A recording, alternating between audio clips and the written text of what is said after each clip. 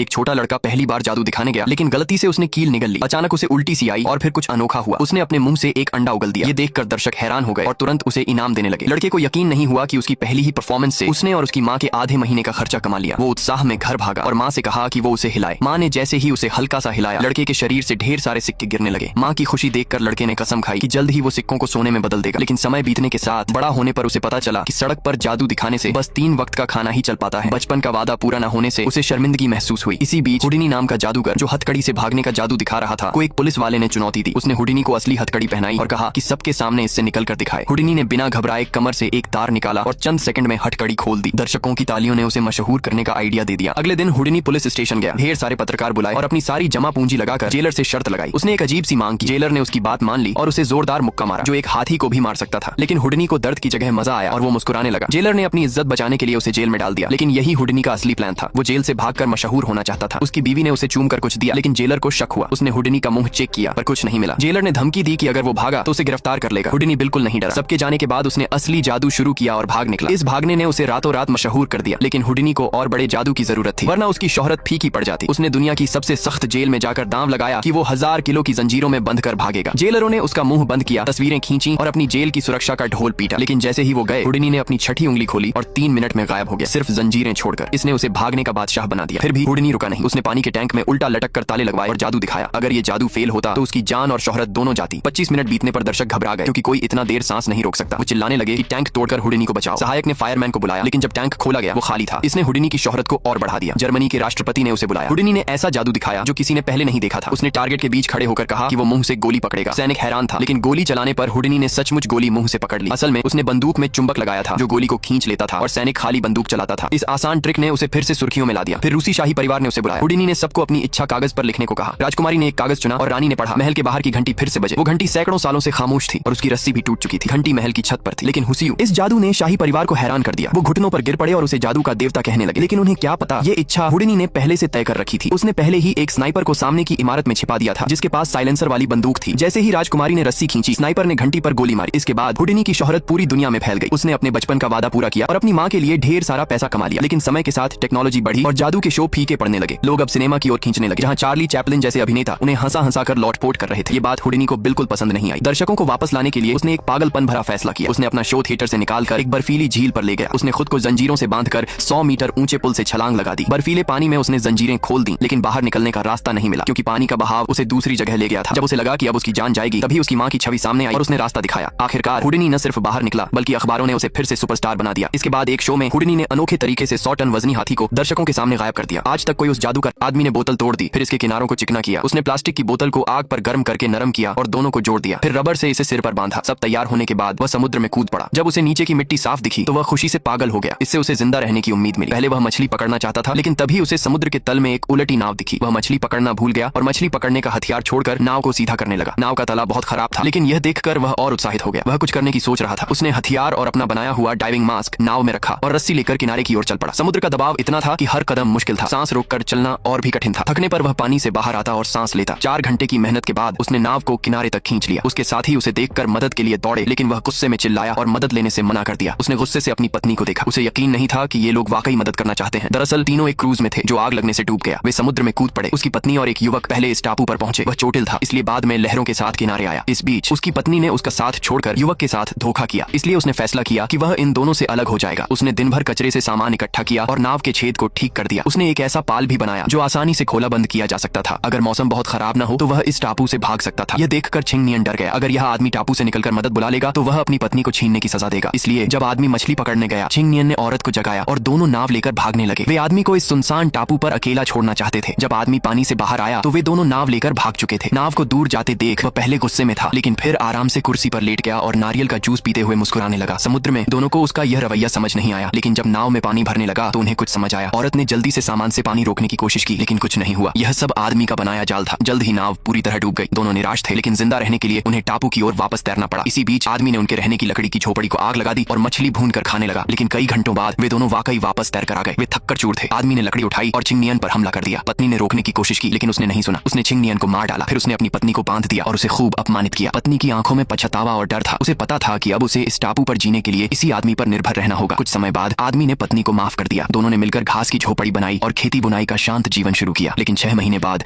एक जहाज ने उनकी इस खुशी को तोड़ दिया। पत्नी ने जहाज वालों से उसे ले जाने की गुहार लगाई। मछुआरे परिवार ने उसे ले लिया, लेकिन उन्हें नहीं पता था कि टापू पर आदमी भी है। जहाज पर मछुआरों ने औरत को खाना दिया। वह भूखी थी और तेजी से खाने लगी। मछुआरों को लगा कि उसने टापू पर बहुत तकलीफ झेली होगी। इसी बीच मछली पकड़ने गया आदमी पानी से बाहर आया। उसने जहाज देखा और सोचा कि पत्नी उसे लेने आई है। वह खुशी से हाथ हिलाने लगा, लेकिन पत्नी ने जहाज की खिड़की से उसे देखा और मछुआरों को कुछ नहीं बताया। जब उसे यकीन हो गया कि किसी को कुछ नहीं पता, तो वह मुस्कुराई और उस लाइटर को निकाला जिसने उसे टापू पर जिंदा रखा था।